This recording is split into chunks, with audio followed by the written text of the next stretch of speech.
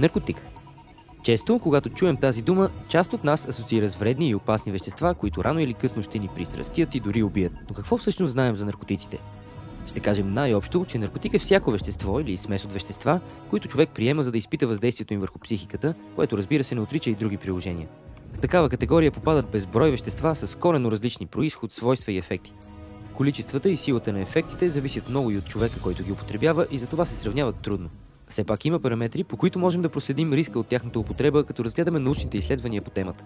Ясно е, че говорим за употреба от пълнолетни, защото на деца и подрастващи нито едно от посочените вещества не се препоръчва, с редки изключения при тежки заболявания. За да придобием представа, ще разгледаме данните за някои от най-разпространените вещества, отговарящи на горното описание относно въздействието им върху психиката и тялото. Ще ги сравним по няколко съизмерими показателя, започвайки със степен на пристрастяване. На първо място поставяме хероина, който е полусинтетично производно на опиума. Той се използва заради силно опияняващия му и еуфоричен ефект, който може да бъде съпътстван от депресия и апатия. На времето е продаван като лек срещу главоболие поради силните му болкоуспокояващи свойства. Сам по себе си той води само до хроничен запек и хронична зависимост, затова пък начините на употреба могат да предизвикат безкрайни усложнения. От мозъчни увреждания при пушене до смъртоносни инфекции като ХИВ, хепатит и кардиопатии при инжектиране, а абстиненцията може да причини болки, безсъние, крампи и диария. Вероятността от пристрастяване към него, опитан веднъж, е 25-30% и е най-висока сред разглежданите вещества, по информация от почти всички научни данни по темата. Почти всички, понеже на някои места заедно с него се нарежда и никотинът. Точно така, основната съставка в любимите на много от нас цигари. Стимулира централната нервна система и доставя чувство на лека еуфория. Самият никотин има малко вредни ефекти, но пушенето потенцира развитието на емфизем и рак. Малките приятелчета така зарибяват, че отсъствието им след продължителна употреба лесно може да предизвика нервност, раздразнителност и безсъние, а степента на пристрастяване към тях е една от най-високите. Третият в нашия списък е метадонът, който е синтетичен опиат с мощен аналгетичен ефект, използван при лечение на хероинова зависимост. Въздейства върху същите рецептори и по същия начин като морфина и хероина, но с по-слабо изразен ефект, по-дълго въздействие и почти същата степен на пристрастяване. Следва Негово величество етиловият алкохол. Обичаме да го пиваме поради опияняващия и еуфоричен ефект, който предизвиква, както и бързото сваляне на задръжки. За съжаление, количествата тук рязко оказват влияние на поведението. Затруднява контрола върху емоции, импулси, координация и дикция. В малки количества предизвиква световъртеж, а в по-големи загуба на памет, дори кома. И въпреки, че има антисептични свойства и понякога ни помага да се справяме с болката, често причинява гадене, а в дългосрочен план води до трайни увреждания на мозъка, черния дроб, сърцето и други. Продължителната употреба може да доведе до тежка зависимост, а абстиненцията включва нервност, безсъние, крампи, гърчове, дори халюцинации. Степента на пристрастяване към него е по-висока от тази към много други наркотични вещества. Кокаинът е силен стимулант. Дрогата, която може да те накара да се почувстваш като бог. За съжаление, това чувство често може да доведе до самозабрава, раздразнимост, параноя, антисоциално и агресивно поведение. Дава добър енергиен тласък на организма, но води до липса на апетит и сън, както и до повишени дишане, телесна температура, кръвно налягане, пулс и потене. Не трябва да пропускаме и повишения риск от сърдечен удар и инфаркт. Степента на пристрастяване към него е сравнима с тази към алкохола, но абстиненцията води по-скоро до умора, сънливост, неработоспособност и депресия. Дойде ред на бензодиазепините, чието представители срещаме в препарати като рохипнол, ксанакс и диазепам. Използват се като седативи и антидепресанти за намаляване на тревожност и страх. Употребата им обаче може да причини световъртеж и да доведе до раздразнимост, безсилие, депресия и увреждане на паметта. Помага за цялостното отпускане, но при абстиненция се наблюдават спазми, гадене, диария, тахикардия, крампи и тремори. Степента на пристрастяване към бензодиазепините е сравнима с тази към алкохола и кокаина. Следват амфетамините, чието ефект силно наподобява ефекта на кокаина.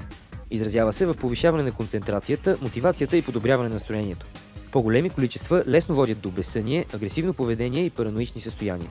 Повишават цялостната издръжливост на организма, докато е под влияние, но често намаляват апетита, повишава се кръвното налягане, пулса и телесната температура. Може да причинят още главоболие, тремори, крампи, аритмия, тахикардия, дори инфаркт.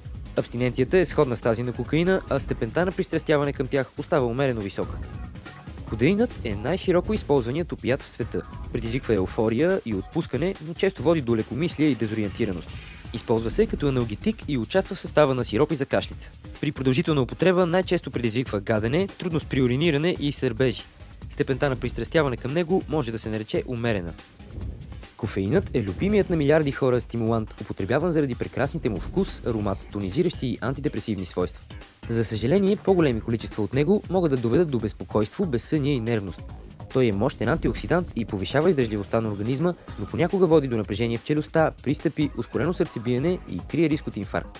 Данните относно степента на пристрастяване сочат, че е възможна слаба зависимост към него, като след продължителна употреба отсъствието може да предизвика главоболие, умора и сънливост. Канабисът е растение, което носи както еуфория и изостря сетивата, така и успокоява и отпуска. Използва се като антидепресант и увеличава творческото и абстрактното мислене, но може да причини замайване и непохватност, а при някои дори тревожност, паника и параноя. В опити да бъдат открити вредни въздействия на канабиса на тялото, науката открива много положителни такива. Оказва се, че в състава на канабиса има разнообразни активни съставки, заради което има успешно болкоуспокояващо и антисептично действие, намалява гадене, тремори, пристъпи, крампи и припадъци. Стимулира апетита и производството на неврони и регулира и възстановява функциите на ендокринните системи. Като капак дори води до апоптоза на ракови клетки. Няма данни за причиняване на трайни увреждания, но при по-големи количества може да предизвика хипотония, занижаване на кръвната захар и сърцебиене и крие риск от обостряне при налична аритмия. Възможна е слаба зависимост и след продължителна употреба липсата може да причини нервност и безсъние. Степента на пристрастяване към канабиса е съизмерима с тази към кофеина, но в повечето сравнителни таблици се намира след него. MDMA, по-известно в състава на екстази, е вещество, което при употреба причинява силна еуфория, чувство на любов към околните, повишава емпатията и комуникативността. Носи чувство на вътрешен мир и комфорт. Цената за тези емоции при тежка употреба се плаща в безсъние, депресия, умора, тъга и носталгия. Притъпява болка и гадене, но причинява лицево напрежение, намалява апетита и драстично повишава жаждата, което може да доведе до хипонатремия. Възможна е и поява на допаминов синдром. Степента на пристрастяване към него е много ниска. Последното вещество, което ще разгледаме в тази таблица е LSD. Психоактивно вещество, което стимулира централната нервна система, повишава асоциативното и творческо мислене, изостря сетивата и позволява терапевтична самооценка. За 13-те години, в които е било легално изследването му, има данни за помощ при лечението на множество зависимости, като например при хроничен алкохолизъм има успеваемост от 50% след един единствен прием без рецидиви. Контролът над емоциите обаче е много слаб и лесно може да предизвика чувство на страх и тревожност, а прекомерната сетивност може да изиграе лоша шега. В по-големи количества причинява халюцинации, които спрямо нагласата могат да бъдат както приятни, така и неприятни за преживяване. Както при канабиса, така и тук няма данни за трайни увреждания, като при употреба носи чувство на лекота, но може да се усети напрежение в мускулите и ускорен пулс. Степента на пристрастяване към него е най-ниска сред сравняваните тук вещества. За да придобием още по-ясна представа за вредите от тези наркотици, ще ги сравним и по друг фактор, а именно смърт при предозиране, който се разглежда като съотношение между достатъчна и смъртоносна доза. Тук отново първенец е хероинът, при който фаталната доза може да е 5 пъти по-висока от ефективната. Следва алкохолът, при който това съотношение е 10 към 1. Някъде около него са амфетамините с същите цифри. След това е кокаинът с 15 към 1 и веднага след него MDMA, който въпреки ниската степен на пристрастяване причинява смърт при около 16 ефективни дози. При кодеина и метадона цифрата се вдига до 20.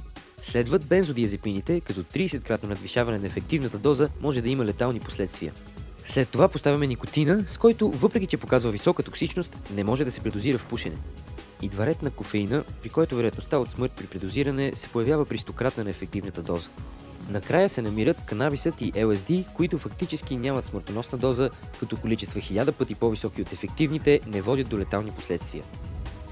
Оказва се, че употребата на наркотици е широко разпространена в обществото, като често нямаме представа колко опасни вещества употребяваме. Оставаме с впечатлението, че стига да се продават в магазина или аптеката, нещата са наред. За съжаление, невежеството често води до сериозни, понякога фатални последици, а в крайна сметка дали ще навреди дадено вещество или напротив, зависи само от този, който го употребява и доколко прекалява.